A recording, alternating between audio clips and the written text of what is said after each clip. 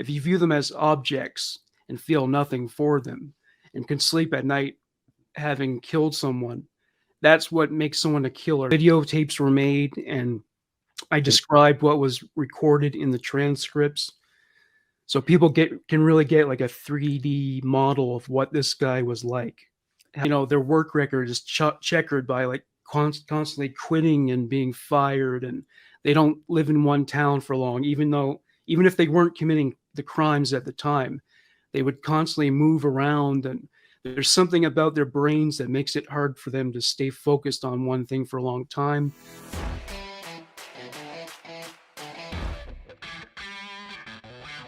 Hey, this is Matt Cox, and I'm going to be interviewing someone who's got his own YouTube channel. It's called Human Monsters, and his name is Morgan Richter, and the name of his podcast is Human Monsters, but I'll let him explain exactly where to find it on YouTube. It's under a different name on YouTube. The channel that it's listed under is called Leader One Studios, because not everything I publish there is a Human Monsters episode. So, Morgan, can I ask you first, like what got you into that? What's your background? Like, where were you raised? And, what got you into, this field of, I'm going to say field of endeavor? Well, I didn't have a background in crime or law enforcement. I grew up, I live in Canada, born and raised here. But, I guess you could say crime touched my life because I had a stepfather who was a sex offender, and that affected my life in terms of us having to move a few times because he'd keep reoffending. But aside from that, there was also abuse in my life. So it's, that it's a strange juxtaposition as a child to know about how things are supposed to work in the world as it pertains to the treatment of children, how families are supposed to work, but yet that what's going on in your life contrasts so sharply, and that what you're experiencing is so deeply fundamentally wrong. Right. So it's, I guess, keeping that in mind, it has been hard for me to turn away from what's considered taboo, what's illegal.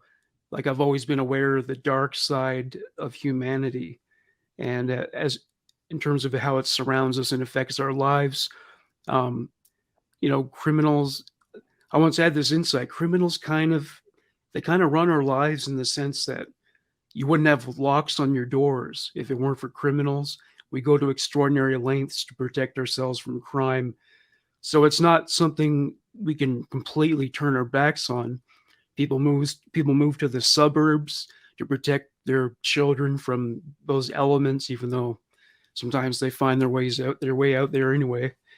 But in terms of becoming a true crime enthusiast, there have been times in my life when I took an interest in various areas of crime, like street gangs or biker gangs, the Italian mafia, serial killers. So I've always been fascinated by the taboo, and certainly you encounter a lot of taboo behavior in studies of true crime and coverage of true crime. So that's where it comes from, and then my desire to start a podcast just came from being a listener of podcasts and wanting to get involved in those. So that's how it came together. I was aware true crime had become a very popular topic. In fact, I think it's the most popular topic in true crime in terms of podcasts now. So yeah. Okay, I didn't know that. Yeah, it's one of the top ones. Like, it's like movies, television, and then true crime, I think. So. Okay, so I mean, I knew it was popular. I didn't realize it was one of the most popular. But so when did you start the podcast? I started that in, I think it was March 2019. So I've been doing it for about 3 years now, and it's been growing quite a bit. It's gotten like 2 to 3 million downloads, and then something like another 3 to 4 million views on YouTube. So it's grown exponentially. Yeah, that was the first thing I ever did that really attracted an audience was true crime. Like within days, hundreds of downloads, thousands. It just keeps growing. Yeah. All right. What was the first case you kind of covered? The case was about a family, a Canadian family called the Goler clan. They're actually from my home province in Nova Scotia, and they lived out in the backwoods. So you could say there were hillbillies. And there was just generations of the sexual abuse of children, inbreeding, a lot of those classic stereotypes of people who live in areas like that, but it actually happened. And so it was about that case, and that's actually kind of a classic of the show too. So a lot of people were pretty shocked by the material in that episode. Right. Do you ever watch Soft White Underbelly? I haven't seen that one, but I know about it. I've seen the title. Yeah, the guy's named Mark Leda, and he typically interviews, let's say, homeless people and people with Oh drug yeah, problems. But he also did an inbred family called the Whitakers. yeah, yes, I did see that. I remember now. Yeah, Man, that it's one guy who like communicates and barks. art. Yeah, it's Can't even speak. disturbing. Oh yeah, yeah. I've seen a lot of those videos, and there was a woman who basically trafficked her own son, who was a little boy at the time. And yeah, well, I mean, I admire that he's fearless. He'll interview anybody. He'll interview, Yeah, like a lot of people would say, don't interview someone from the KKK. I would interview anybody. I wouldn't, yeah, I agree. I mean, I think, to me, the problem with, oh, don't give that person a platform. Like, to me, that is, I mean, it's freedom of speech. Like, you're censoring something. It's like, look, if you don't want to watch it, like, don't watch it. yeah, right. But to be upset because you're putting it on your channel, like, I'm upset that you would even show. Okay, well, get over it. Like, you don't have to watch. Like, that's your protest against this is I'm going to turn the channel. Boycott it. Yeah, that's as Right. simple as that. People Yeah, don't understand that anymore. and I don't think people are such mindless sheep that they're just going to believe everything that someone says. Like I remember back in the day in the 80s and 90s on daytime talk shows, the KKK would appear quite regularly, like the famous Geraldo episode where they got into a big fight and people are throwing chairs and everything. And Right. but that didn't result in like a huge uptick in the neo-Nazi membership. Right. People would be outraged, but ultimately, it doesn't make any long-lasting impact. Well, And it's good yeah, to see that. It's good to see that stuff and know it exists and know yeah, what it's about. And now you can make an educated decision based on it. But yeah. There was an excellent documentary called "Accidental Courtesy." I don't remember if you heard about that. hmm, I don't know, but it's about a man. He's an African, and he decided to do was befriend members of the KKK, and they weren't all amenable to it. But many of the ones that did meet with him ended up leaving the clan because he would actually sit them down and very non-judgmentally just let them have their say, just ask them where they're coming from, explain how they got into it. And a lot of these people had never actually got together with a black person. They never met a black person. They never knew one. And so he's made all this positive change kind of on the micro level. But, you know, it's, it's important to have these dialogues, I think. right, I was just saying, just by having a discussion. Yeah, absolutely. Yeah. But Um, people are so tribal these days that they often don't want to even allow that to happen. So, yeah, I was gonna say I would always say polarized, but yeah, tribal's good. Um, so all right, so what do you like? What are the episodes that have been on your podcast that you that stand out to you that you really enjoyed? well, one was about a Canadian serial killer and rapist named Paul Bernardo. He's one of our most notorious criminals. Then it's one of the most graphic episodes because he videotaped some of his. Well, he tortured these girls. He killed them. He raped them, and so videotapes were made, and I described what was recorded in the transcripts. So people can really get like a 3D model of what this guy was like. Did How, he you know, did he have a partner? yeah, he was married and to a woman named Carla Homolka. And actually, people hate her more because she had an opportunity to stop it. She was his accomplice. She had 3 opportunities to save a life, and she didn't take any of them. She served her own sister up to him.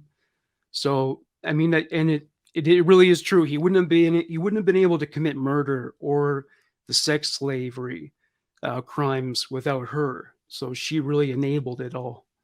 Yeah, So I think I saw this. I think I saw a documentary on this. yeah, so before he met her, he was just a common rapist. But it was through her that he was able to cross the line into murder, into kidnapping. Yeah, Weren't they were like a really good-looking couple? yeah, it's like they called them the Ken and Barbie killers because they were both these blonde people, and um, they were, I guess, by late '80s standards, they were considered beautiful and had their lives in front of them, and yet you never know what kind of secrets people are hiding, right? So what happened to them? Well, he's in prison. He was actually eligible for parole a couple of years ago, but it was denied because he was declared a dangerous offender, which in the Canadian legal system means you're highly unlikely to ever be released. That's an official legal designation. And on top of that, I mean, there's no way to knowing if he can be trusted on the streets again. So he's never getting out. She took a plea deal, so she got out after 12 years, which a lot of people were angry about. um, so yeah, she moved to Quebec where the case was not followed as much. So yeah, and she volunteers at her children's school, which also pissed a lot of people off because the 3 girls who were murdered were all minors, 14 and 15 years old. So yeah. He's been known to cure insecurity just with his laugh. His organ donation card lists his charisma. His smile is so contagious. Vaccines have been created for it. He is the most interesting man in the world. I don't typically commit crime, but when I do, it's bank fraud. Stay greedy, my friends. Support the channel. Join Matthew Cox's Patreon. She's not a popular lady. Uh, are there any other ones that you could think of? So what else? There was also, a lot of the child abuse cases tend to really rattle people. The one case that still haunts me, that gives me flashbacks quite a bit. It started out as child abuse, but this girl was kept prisoner in a house in London, England, by this Pakistani Muslim fundamentalist. And he beat her and raped her and just tortured her in every possible way for like 12 or 13 years. And just the things he did to her were so horrific that even to this day, like, I get flashbacks, and I wondered if I might have given myself some amount of PTSD just by doing the case, and that's something that cops go through a lot because a lot of them are kind of hard boiled, but still they're exposed to a lot of really disturbing things. And if you've got a moral compass at all, it's hard not to be affected by it in the long term. Right. What happened to the girl? She managed to escape. She just occasionally they would bring her out because they wanted to take her to Pakistan. And she had a feeling like she might be trafficked there, like that would be the end for her. Or maybe she'd be murdered. So she managed, when she went, they took her to get a passport. She managed to like slip a note to somebody, and a social worker helped her to escape. So yeah, she was lucky that way. Otherwise, who knows? She might have ended up dead because they have a really, really serious issue in Pakistan with violence against women. Thousands of women are murdered by their own husbands there. Domestic violence is not part of the criminal code in Pakistan. They consider it like a private domestic issue. The police will not respond to those calls. And of course, the honor killings, the acid attacks. So she was a victim of a man who came from that culture and sort of carried on that paradigm of violence with her. Yeah. Okay. How long are the episodes? They vary. Some of them are a little less than an hour, but the Bernardo one was over 4 hours. What I think maybe the longest one was over 5 hours. That's the BTK killer, Dennis Rader. Right. There was there was like a long recording of his trial. Yeah, so they vary, But I mean, the thing about podcasts is that ultimately people don't want to listen to short episodes. I've learned if it's a half hour or less, I find people are less likely to tune in. They want to just press play and do whatever it is they're doing, driving, working out, I don't know, walking somewhere. They just want to let go and listen. So yeah, I think the people, I would say, definitely expect longer episodes. So you played the BTK trial, or the recording from the trial? Yeah, there was so yeah, they videotaped the trial, as I think they do every trial now. And so there was a part of it where the judge was just asking him to confirm things that had been found through evidence and confessions. And so yeah, I included that. Whenever that kind of stuff is available, I do it. But it's not always available because so many criminals will take a plea deal to avoid serving more time or avoid the death penalty. So in that case, if they do take a plea deal, there's not usually much in the way of confessions or cross-examinations. They just do, prosecuting attorneys usually just, when they want to get that plea deal and get it out of the way, because if it goes to trial, that ends up being more damaging. So who is the most like notorious criminal in Canadian history that you've gone over? Yeah, Bernardo, I would probably say, is number one. There's also a gentleman named Clifford Olson. He murdered and sexually abused a bunch of children and teenagers back in the 80s. So he's pretty much universally despised, I would say. There was this pedophile, Peter Whitmore. He didn't kill any kids, but it was an interesting study because he was an unrepentant pedophile. In prison, he would offer inmates money if he could buy their photos of their children. He even remarked to somebody like, yeah, they'll put me in jail for a couple of years, and then when I get out, all I need is 2 weeks. And what he meant was, all I need is 2 weeks to get out there and find a child. Like he didn't care. He was no remorse.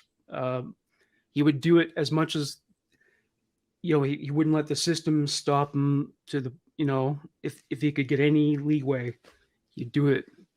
So in Florida now, well, not Florida, sorry, in the United States, they now have, if they lock up a pedophile, or a sex offender, they can put a community they call it community violation or community violation something on them, like a to where they don't have to let them out. Oh, is that right? So Yeah. you end up with 5 years, and then they just decide, you know what? No, we're not going to let you out. It's a community protection order or something, I forget. And they basically, because now they make them go through, like, there's a program they have to go through. It's a whole thing. So what do you think? So what do you think drives criminals? I mean, you've done a bunch of cases, you've looked them over. There's like 400 videos on your, there's like 400 videos. So what do you think, is there a common denominator? Is it like, what do you think drives these guys?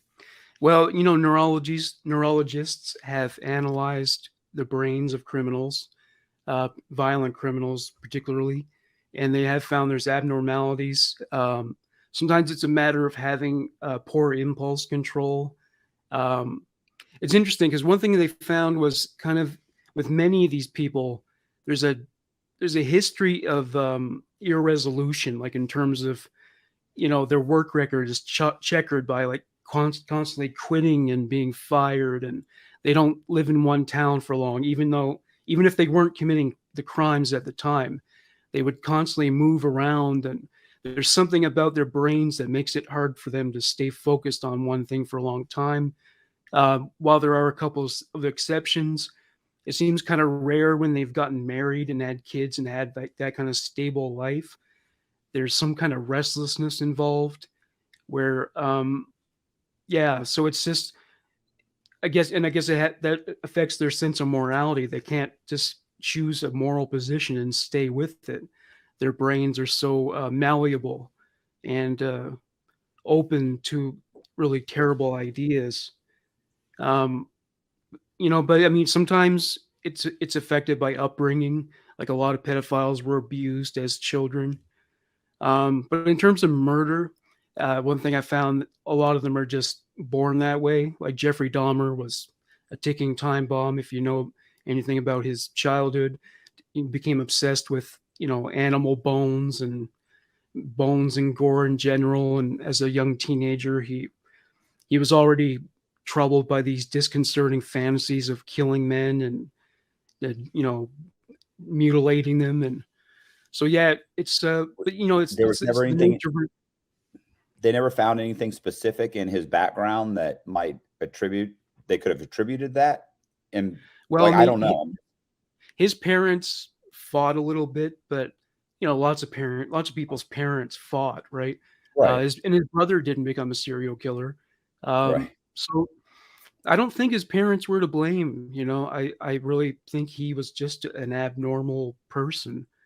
Um, it's interesting, but yeah, as far as the sex offenders go, actually going back to Florida for a moment, there's a whole trailer park where it's just convicted sex offenders.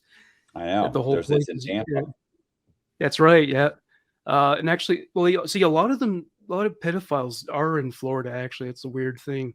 There's a great documentary on YouTube called "Incest: A Family Tragedy," and it's produced by people who produced it are in Florida, and it's really jarring actually because there's a sequence where they brought together this group of pedophiles. They have offended, but they're committed to staying, keeping clean, never reoffending. And so he got these guys to open up and talk about their crimes in very frank ways. And it's really surreal and disturbing to just hear them describe them in disaffected ways. I abused him, I did this and that. So I'd recommend that documentary if that's something people find interesting. Yeah, because I was locked up in Coleman. I was locked up, or Coleman Federal Prison, which is about an hour north of Tampa.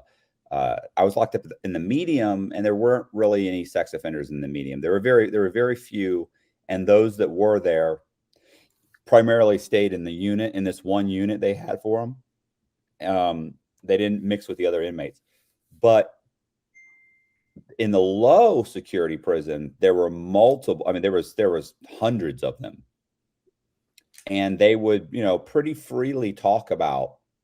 So I remember they used to call it cheese pizza, or CP, child pornography.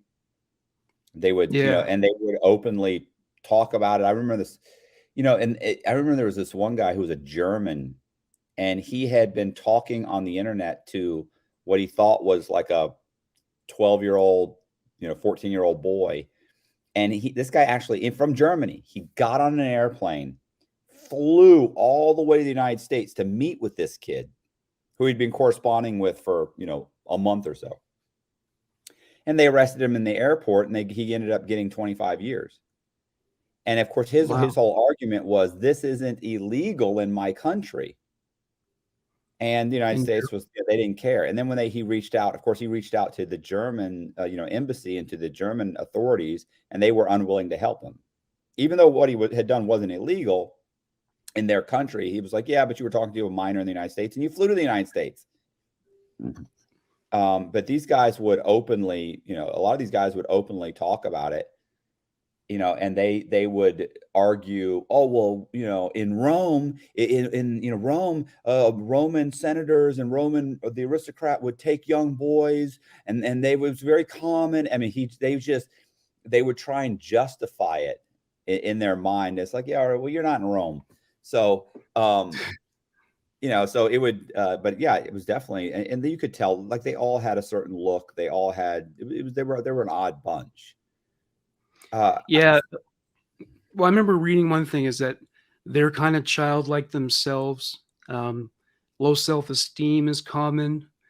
I think because since a lot of them were abused as children, they say it's like they're frozen in time sexually.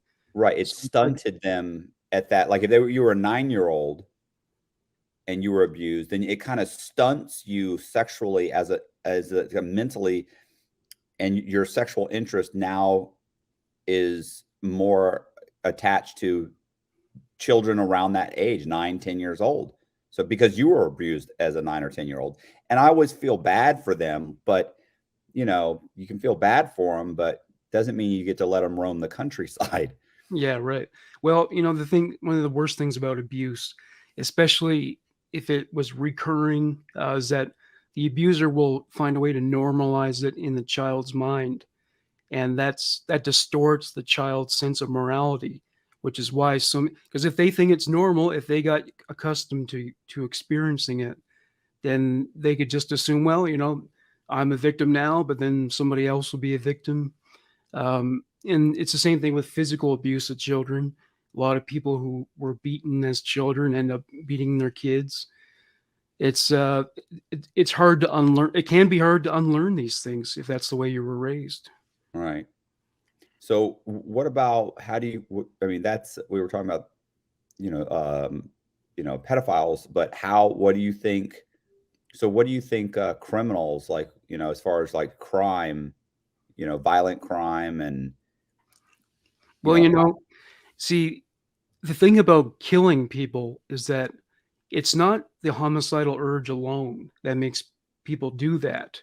It's an inability to feel empathy, remorse, and and also a fearlessness when it comes to legal prosecution.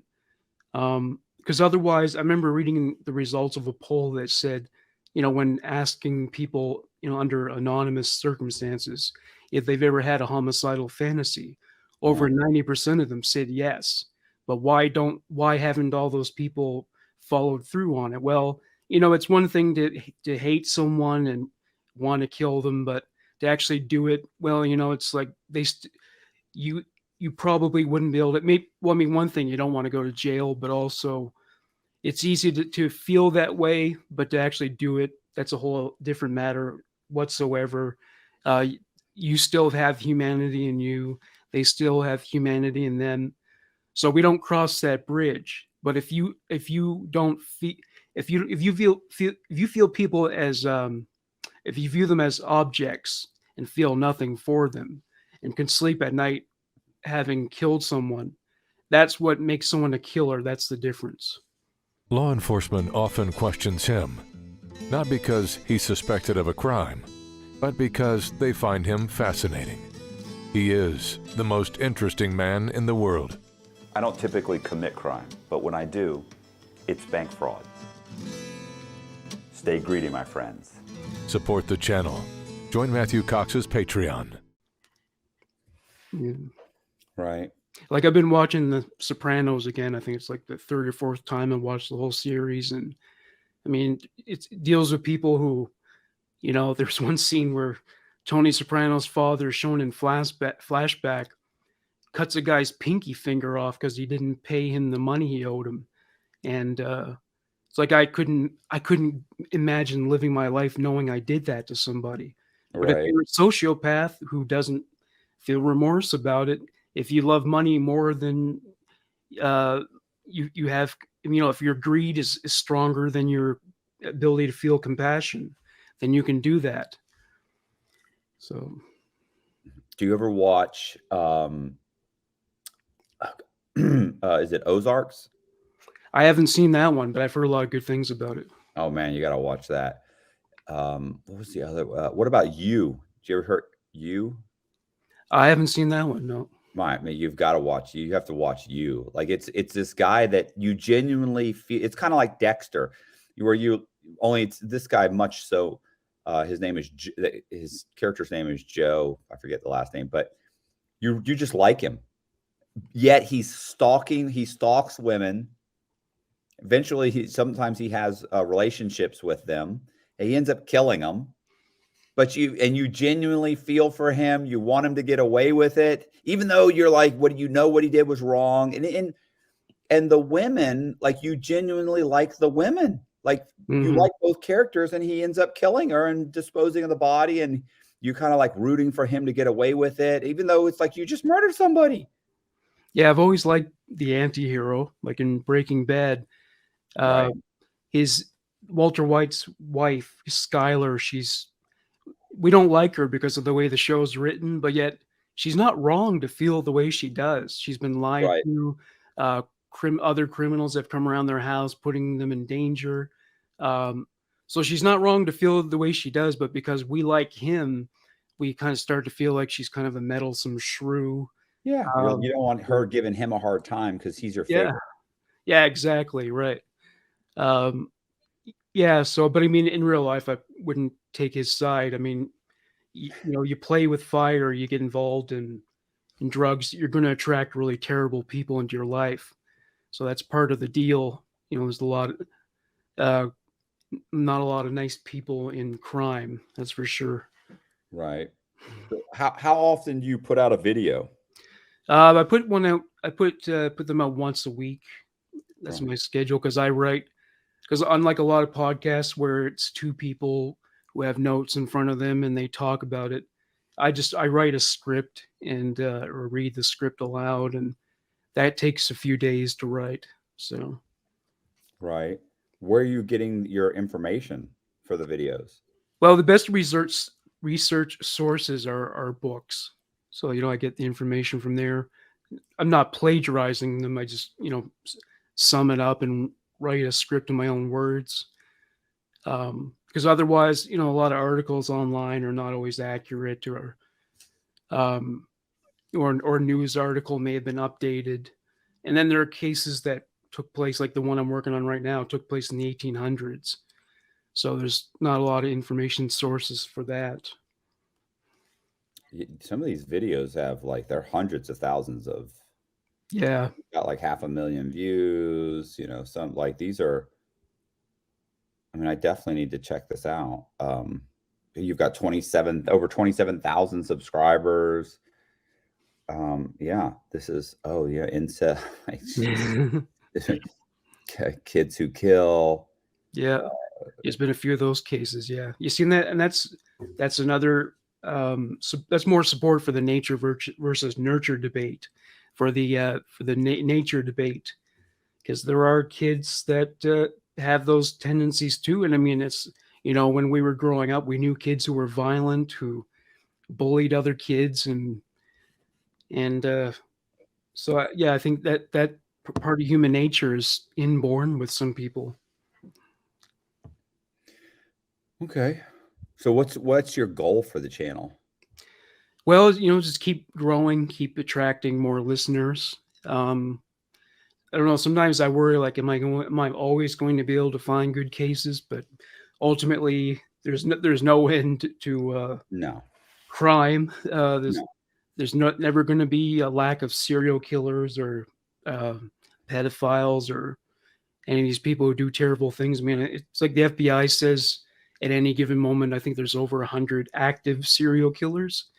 Because I think they've gotten smarter about it since, you can read true crime books and find out how some of these guys have gotten careless, like murdering people and leaving them out, in the middle of the football field or something, So now I guess they're just being more careful in terms of getting rid of bodies and taking into consideration DNA evidence. So they may be harder to arrest now. I'm actually supposed to interview someone who's got a database, who works on a database. It's there's a story called is it Manhunter? Mindhunter. Mindhunter, that's right, Mindhunter. And I'm actually supposed to interview a guy that actually works on a database that's based on that, where he works in conjunction with one of the people that the characters, the female psychologist in that whole thing that series is based on, and they've got a massive database on serial killers. I forget the name of the university that runs it, but it's I'm supposed to talk to him, and that seems really interesting. Yeah, speaking of databases, we were talking about Florida sex offenders earlier. Well, I mean, I once looked at a PDF of a sex offender registry, and it was just one district, not the whole country, one district, and it went on so long that I realized if I keep reading this, I could be here for hours. It was just there must have been hundreds of pages, and a lot of these guys end up like just disappearing, which they're not supposed to do. They're supposed to notify authorities when they move somewhere. So that's a big problem too. But yeah, this is just I don't know. I mean, I have a feeling that sexual abuse of children has probably been around since before recorded history. I don't know why it exists. There's nothing practical about it, but it seems to me like it's probably always been around. It just Right. wasn't always talked about because there was a time when people just didn't talk about sexual matters at all. But yeah, it's always been around, I think. Well, God, what was the case? Well, there was a case where there was two guys initially when you were talking about the husband-wife team in Canada. I was at first thought you were talking about there was a guy there were two guys that were working in conjunction with each other, and they were kidnapping women, and they were keeping them alive for weeks or months, and and they were videoing it. Oh, I wonder if you're thinking of Leonard Lake and Charles Ng. One of them was Yes, Vietnamese. Yeah, absolutely. Yes, yeah. yes. Um, yeah, and then they kept like the one of the guys was God, he built like a cell or something. Remember, then they killed Oh a yeah, baby. One of the women they kidnapped her and her child, and they killed the child. And have you done that one? I did do that case. Yeah, Really? yeah. Those guys were pretty fucked up. It's amazing how sometimes people find that person that they click with, and they bring out the worst in each other. Like Imagine you bump. What's the likelihood you bump into another guy that's a serial killer? Oh, you too? Ah. or even worse, in England, the murder of a little boy named James Bulger. He was, I think, 3 years old, and he was murdered by two 10-year-old boys. These boys just, when they got together, they brought out their worst tendencies and together killed this child. And it's a really odd case. And I think I've heard of that one too. I want to say, didn't they leave his body somewhere? they left it on train tracks. A train rolled over him and cut the body in half. Ugh.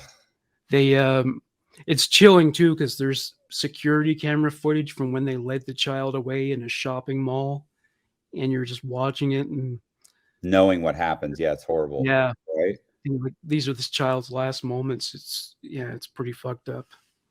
Mm. Trying to think of any others that you could. Oh man. So, what are you working on now? The one I'm working on right now is it's about a man named Boone Helm. He was a murderer and cannibal during in the 1800s during the gold rush, and so this guy, he didn't have the kind of survival skills you need to to uh, to venture to travel throughout the wilderness, because I mean that's hard now, but back then they didn't have all the equipment we have nowadays, and so he resorted to killing people he traveled with and eating them. Uh, and actually that was a pivotal moment in his life because he just thought, well, he didn't feel any remorse about it, so he didn't hesitate to kill anyone who displeased him after that. So yeah, my listeners, they like the really extreme stuff, the necrophilia, the cannibalism, yeah, serial murder, child abuse, because I've done things that were a little, I shouldn't say lighter, but didn't involve crimes that gruesome. Like the John Gotti episode, I mean, it seems to have gotten a good response. But guys in the mob, they just shoot people. But yeah, they definitely prefer the cases where the criminals just do really vile things, like this British serial killer, Dennis Nilsen. He was gay. He killed guys. He would have sex with the corpses and dismember them, and they love all that stuff. They keep tuning in for it and I go much further than most podcasts do. I reveal a lot of details that some people that are too much for some people, but the ones who like the show, they can't get enough. So So Texas Chainsaw Massacre. yeah, I've seen that. Yeah, Yeah, that's based on a guy. Ed Really, Gein. what's his name? His name is Ed Gein. He was a grave robber, and he would take people's body parts and make things out of them, like a belt made of nipples. There was I think it was a lampshade, clothing, and I think he might have made a mask too. Yeah, he inspired a few people from fiction, actually. I think. Yeah, Bates. Yeah. And, Norman Bates. Yeah, Norman Bates. and Buffalo Bill in Silence of the Lambs because of the skins, him wearing women's skins. Yeah, I did an episode about him. Yeah, I've done a few of the big serial killers. Ted Bundy, I did an episode about him. Gary Ridgway, the Green River Killer. Mm-hmm. Yeah, There's lots of stuff on those guys, like the guy from Texas Chainsaw Massacre. Like when I saw it, like there's not a whole bunch of stuff on him. not a ton, no, but he is on the Mount Rush. Well, the thing is, he only murdered like 1 or 2 people, but it was mostly the grave robbing that freaked everybody out. Right. But yeah, there's people who are on that. Yeah, they're on the Mount Rushmore, and I've covered most of them. But at the same time, I know the listeners have pretty much learned everything there is to know about them. So I tend to gravitate on lesser known cases. Right. Yeah, that's what when I write, I've written a bunch of stories, and I tend to focus on more unique, like if it's a drug story, then something needs to be extremely unique about that drug story, because there's lots of drug stories. Yeah, I did one about Griselda Blanco, who was she was like, they called her the queen of cocaine because she became a billionaire in Miami from importing it from Colombia during the Scarface days, right? 70s and 80s. Yep. Cocaine Cowboys. Yep, she was part of that group, and maybe one day I'll do like a episode about the cartels, because I mean they've done horrendous things. Oh yeah, they're cold. They'll kill people's children. I saw that series Narcos on Netflix. That's really good. Yeah. Did you meet any mass murderers in prison? People who killed more than one person? Or I did, and it's funny because at the time, I wish I'd gone back and actually had written names down and taken notes and figured out who these people were. But these were just, at that time, this was when I was in the medium security prison. I genuinely was just kind of trying. It was everything I could do to just get myself through the day without, trying to figure out how to kill myself. Like I was so just depressed at the time. Yeah. But I do remember this one guy. They called him something like Old Man Ron. And Old Man Ron was just the nicest guy. Right? He painted all the time. Walked, had a horrible walk. His knees were shot, and he was probably in his late 60s, or probably 70, in his probably 70, early 70s maybe.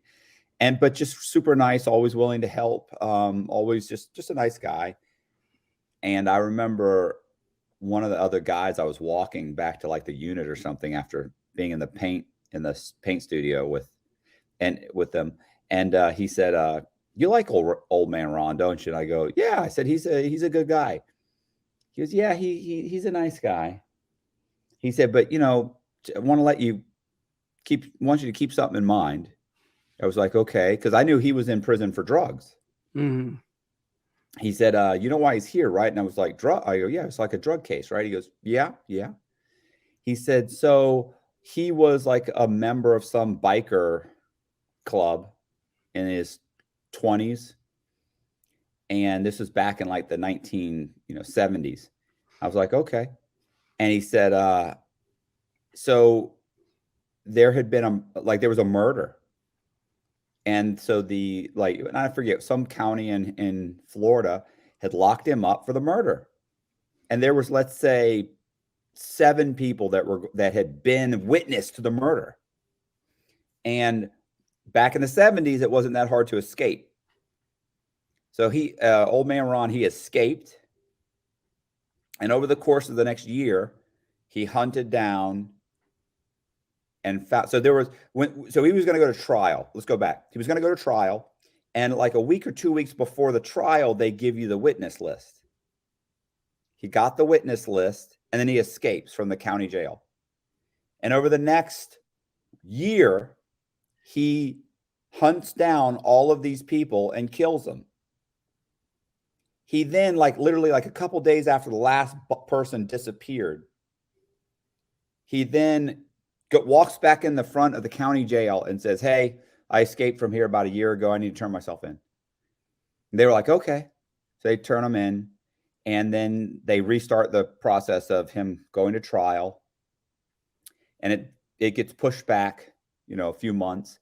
And so in a few months, they realize they're having a hard time locating the witnesses. And then they find out, back in the 70s. So now you track down this one witness. He doesn't live there anymore. We don't know where he lives. And this other guy, well, his wife says, I don't know what happened to him. He just one day disappeared. And then another person they found out that his body was found, he got shot twice. And then somebody else's, their head was cut off. And so this guy, DiGeronimo, I remember the guy who told me this. His name was Mike DiGeronimo. Mike told me all this, and I go, are you serious? And he was like, yeah. So he seems like a nice guy. He said, but he had already been to trial in the state of Florida several times on murders and always gotten off. He said, so they dropped the charge because the state of Florida is like, we can't find the witnesses.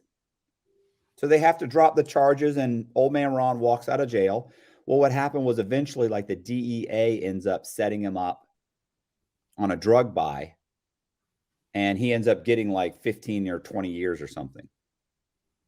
And so he ends up, was in federal prison. But I just was like, they were like, you understand, he'd already been to state trial multiple times. He was like, that guy has probably killed 20 or 30 people. He just happens to be that the state couldn't get him, and the federal government did. And he was, listen, honestly, super nice guy. Of course, I wasn't a witness against him. So he seemed okay to me, but yeah, there were people in there that had killed 2 or 3 people. This guy had killed probably 20, maybe 30. Who knows? There was a guy. I was just gonna say, did anyone ever describe what it's like, what the experience of killing someone is like? Or no, I mean, I never, because I stayed away from those guys. Listen, I went to Catholic church there, right? The guy that helps the priest, I forget what they call him. He was from Mexico or Colombia, didn't speak English, refused to speak English. He, as a teenager, 17, 18, 19 years old, killed something like 10 or 15 people. He was a hitman for the cartel. They grabbed him, arrested him, and then transferred him to the United States to do his time in the United States. There have been multiple swaps of inmates from Colombia and Mexico to the United States because they're like, look, we want to lock this guy up forever, but we're in our prisons, he'll eventually be able to escape. He's gonna so they'll transfer them and say, you can do your time in the United States. Yeah, so he had a life sentence. He'd killed, I don't know how many, whatever, probably 10, 20 people, who knows, as a teenager, as a young kid. But there was multiple people like that. I never, I have a hard time just with violence in general. I'm just not like a violent person, so I don't associate with those guys, and I don't really talk to those guys. I can't imagine. Yeah, that's the thing about the drug trade too. It does attract violent people as Mhm. well. That's how they protect their interests, and that's one aspect of Breaking Bad that was accurate because a lot of them are gonna sometimes the drug deal goes wrong and people get shot and whatever. And yeah, Yeah. Well, that's the thing about like that lifestyle. It's the same thing with prison. Like, guys get stabbed because they get stabbed or beat up or whatever because you can't sue the guy. Like yeah, there's no recourse. Like your recourse is you go get a knife and stab this guy. You don't have to kill him. Like people get stabbed a lot in prison and they're not actually trying to kill the person. They're just trying to stab him a few times to let everybody know, hey, he ripped me off and I stabbed him. And now they're moving him or they're moving me, but I didn't get taken advantage of. I stabbed people that wrong me. Out here, you might file a lawsuit or call the police or something. You can't do that in prison. So well, it's the same thing in the yeah, drug world. They can't call the police. They can't sue another drug dealer for ripping them off. What do? You blow him up or you shoot him or something. yeah. I understand the rate of sexual abuse is not as high in prison as the media would have us believe. Like it happens, but not as often as in the show Oz. Yeah, well, no, because I think that there's, just like out here in the real world, like there are gay guys in prison. And Yeah, so in prison, they either get like they call them, war daddies, somebody that will protect them or they can be with, or they get a boyfriend, or they become almost like a prostitute in there. Where they basically prostitute themselves. So like these, like, oh, well, guys rape well, I mean, they do. I'm not saying that doesn't happen, but I'm saying it's not the norm. A lot of yeah, these guys they'll give them a book of stamps or some mackerel or whatever they're trading for, whatever they want, buy them a pair of tennis shoes or whatever it is. And, this guy's going to hook up with you for so many times or whatever it is. yeah. There's this footage on YouTube of this serial killer, Richard Speck. He murdered 8 nurses, and while he was incarcerated, he made himself a prostitute. He took female hormones, so he developed breasts, and yeah, he would pimp himself out. Guys would pay him to have sex with him, and there's footage of him talking about his crimes and sitting beside a guy who was about to have sex with him. And yeah, that was a pretty bizarre episode in the history of American crime. You should be able to still check it out if you wanted to look at it. But Jeez. yeah, he's talking about how, oh yeah, we order pizzas in here. We have lots of fun. If they knew how much fun I was having, they'd be outraged. Well, well, I didn't have a whole bunch of fun, but but yeah. Um yeah, listen, the whole thing is bizarre. Just prison in general is such a departure from just reality. Like it's funny, I have people out here who talk about things that they think are problems, and it's like I'm thinking that's not a problem. Like the problem is you've been out here that you've been, you have had a privileged life and you've never had anything happen to you. You never truly had to struggle. So you think that this issue is a huge deal right now, but the truth is that's not a big deal at all. Yeah, I joined a group on Facebook which is about people who have been in prison or who are currently in prison, because apparently they're able to get access to the internet now. And some guy wrote about how in the kitchen, like they regularly find maggots on the meat in there, like that. That's how bad the conditions are, and so It that's depends obviously. Well, it depends on the prison. What's funny is a lot of people watch stuff on these TV shows and they think, oh, well, oh, this is how prison is. Okay, well, wait a minute. That's a prison in Kentucky. Like a prison in Kentucky, you can't compare to a prison in, Nebraska or in Florida or Georgia. Like everyone's different. And then there's federal prison. Federal prison's vastly different than, so it really depends on the state. the level of custody, where is this place? Like, are there places like that? Absolutely. But then there are also places that guys are mowing yards on the golf course, and they're playing tennis, and those prisons exist also. And and they get to rent movies, and the food isn't bad. I mean, it's not great. It's not great. But it's not as bad as you could be. So it's definitely, every place is different. Every place is different. Yeah, I mean, ultimately, it's just if they're publicly funded, the problem they run into is that politicians don't want to increase funding to prisons. That's not something that's going to make you popular, because a lot of people feel like give them as little as possible. Right. But then, it's like, release them. That's true. That's true too. And, like, don't we want people to be reformed when they leave prison? We don't want recidivism, But a lot of these guys, they get out, and like when you were released, did you get a bill for all the expenses that were incurred to incarcerate you? I know a lot of people end up getting that when they're released. No, that's more of a state thing, or really a county. A lot of county jails do that. Oh, But yeah. no, I was in the federal system. They don't do that. But what they do is, I have I owe $6 million in restitution. So, 6 million. if they added on, hey, it also cost us, $400,000 to house you for the past 13 years. They'd be like, okay, we'll add that on to the 6 million I owe, and I'll start making payments. Like, I mean, it's not going to change anything. Like, Are you allowed to pay it off in installments, or? Well, yeah, I don't have 6 million. Like, I don't have it on me right now.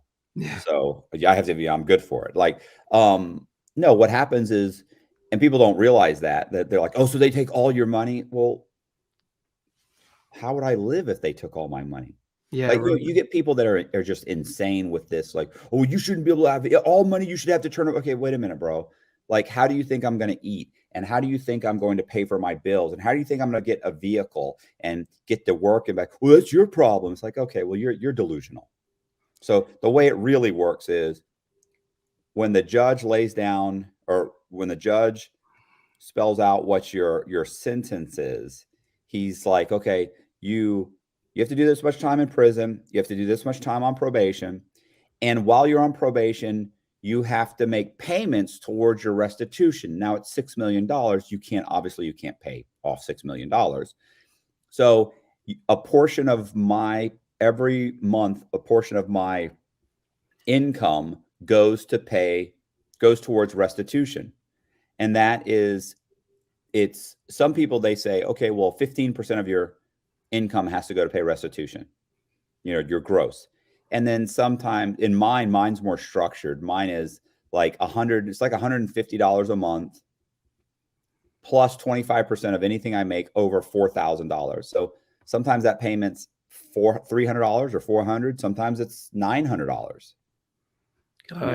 So it's and then when you're off probation, which I have 5 years of probation. When I'm off probation, that whatever's remaining turns into a civil judgment. Now they give that to a collection agency that contacts you and says, look, can you make payments on this? And then you work out an agreement to make payments on that. Or you could just say, I'm not going to pay it. There's nothing they can do at that point. Like, you've got a $6 million judgment, I'm never paying it off. So why would you continue to make payments on it when there will never be a time when that is not on me? Does it matter if it's 6 million or if it's 5,990,000 because I've been making payments? Like, so who knows? There are guys who have had to pay restitution, and because they couldn't get a legitimate job, they ended up falling back into crime. So if they sold crack before, they're going to sell crack now. Right. And they get caught, and they go back to jail, and then they get released, and more restitution. And it's just this never-ending cycle of recidivism. So I don't know, as restitution really paid off. I mean, supposedly it costs like $40,000 a year to house an inmate in prison or jail. And actually, a lot of people on the outside don't make that much money, and part of it's healthcare as well. But Right. Not that anyone is living it up there, but No, I was gonna say, you know, that's for like the security, the buildings, the cameras, the electric, everything else, and the officers cost a significant amount of money to pay these officers. So, where you end up living in prison is just a tiny little box. yeah. Like your bathroom's probably bigger than my entire cell. Yeah, I've seen some of those cells on TV. Yeah. Yeah. It's like a Yeah. bunk bed, a sink, and a toilet, and I remember somebody mentioning you really have to negotiate your relationship with your cellmate because the two of you can't be doing stuff at the same time because you'll just be bumping into each other, and that can result in tension and Right. Well, and in the low, you don't even have the toilet and sink. Oh, that's right, yeah, so that's Yeah. even worse there, So yeah. you've got 180 guys trying to share 6 toilets, Jesus. or 8 showers, 6 toilets. Well, they'll have like 4 or 5 urinals. I mean, there's typically a line at any given time of the day. Sometimes it's longer, sometimes it's shorter. But yeah, it's basically like a public restroom. It is a public restroom for 180 guys trying to do it. So yeah, it's not a great life. No. I don't recommend it. Yeah, it's funny because like, you look at the Shawshank Redemption, Andy Dufresne practically had a penthouse suite compared to real prison cells. It was his own room and with the bed and everything, and it's not like that at all. Yeah, I remember when the when the warden yells at him and says, "I'll yank you out of that penthouse suite, that your one-man penthouse suite, and put you in with the sodomites." And he must have been thinking, "Ooh, I better do something. I better not make too much of a fuss. I got a hole halfway burrowed through the wall. Yeah, I can't get removed from I can't have this guy remove me from my yeah. room." Oh, by the way, I found out about the science behind, the sewage pipe. Apparently you wouldn't survive because the methane would blind you, and there's other gases as well, but yeah, you wouldn't survive. You'd have to wear like a gas mask to get all the way through that. And It was a great scene though. it was a great scene, it's true. There's actually, I remember there's one funny story out of Mexico. This guy, he dug a hole in his cell wall, got away with it, but then when he finally reached the other side, it turned out it was just another part of the prison, and there were guards standing right there, and he got busted. Mm. Wasted all that time. So what are you gonna what is the next one you're gonna did I already ask you this? What was the next what are you working on now? You told me what you're working on now. Yeah, the Cannibal Boone Helm. Right. The next one, I'm not sure yet, but there's a lot of possibilities. One thing I was looking at today was honor killings. Yeah, that's it, but then again, a lot of these cases where I look at sociological issues relating to violent crime, they don't often get as good a response as the regular, serial killer, child abuse stuff. Like, they have a big crisis in Africa when it comes to rape. That's a huge problem there. And I did an episode about it, and that wasn't as popular as many of the other episodes. Same thing with the one about elder abuse. It's just, I don't know. They don't seem to, whether if it's historical or sociological, they don't seem to be as drawn to that. What about I saw a America's Most Wanted where a father, he was from like Iran or Iraq or something. He had killed both of his daughters in the United States. He moved to the United States, married an American woman, had 2 daughters with her. He wanted to trade or arrange a marriage to the girl was young. She was 15 or 16 years old. He wanted to arrange a marriage to her to like an Iranian or a rich Iranian who was like 45 years old in Iran. And she was saying, "I'm not going to do that. I'm not going over there. I'm not going to marry the guy." And he ends up killing her and her sister. He was a cab driver. They were looking for him. And I'd seen this America's Most Wanted. He was gone. It was like 10 years ago. Yeah, that probably was an honor killing. Oh, it was definitely an honor killing. They said it was an honor killing. Well, my understanding of the whole honor concept as it pertains to life in those countries is that So, say your daughter does do something like that, uh, basically you lose friends. People, if you own a business, people won't shop at the business. It's like it really pulls a shroud over your entire life. Not that it justifies the honor killings by any stretch of the imagination, but they bring that belief here with them, thinking, oh, she wouldn't marry that guy, or she's wearing like revealing clothing or whatever. She has boyfriends. She's shaming my family. They can't snap out of that. So yeah, I mean, that's happened in Canada too. There's been a couple of honor killings here. It's happened in England. That's a lot of those people have a hard time adjusting to life in the West, for sure. In, Insane. It's insane. Yeah, one thing that was kind of harrowing was the acid attack victims. So in Pakistan, a guy might ask a girl to marry him, but she might say no. Well, then he might come around later with a little canister of like muriatic acid, hydrochloric acid, throw it in her face, and then usually they're just totally disfigured because the skin will melt like something out of a horror movie, and their lives are just ruined. They're not only will they never get married, but a single woman in a place like that doesn't do well. Mm. And of course, and then there's being judged by people because of the way they look. So yeah, it's those are interesting stories to me, but most of my audience doesn't seem to want to hear about it. And actually, you mentioned fraud before. That interests me as well. Like, that's a kind of crime that really pisses me off, but my audience wouldn't want to hear about fraud. Like, I think Jordan Belfort is a douchebag. That I liked the movie The Wolf of Wall Street, but I think it kind of sugar-coated his legacy. I think it portrayed him as a cool guy and a better person than he really was, because senior citizens lost their life savings because of that guy. It was all scam. So I don't, and people just generally tried to rip people off, but that's not a hugely popular topic in true crime, unfortunately. Right. Where'd you get your shirt?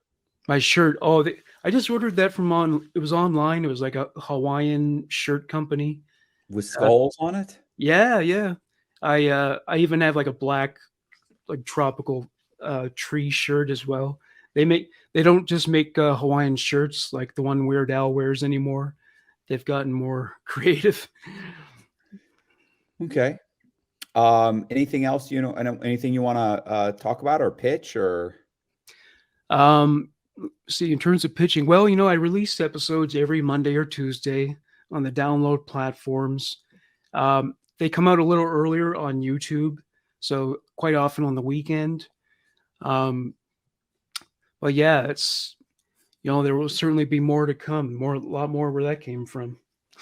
Do you have a Patreon?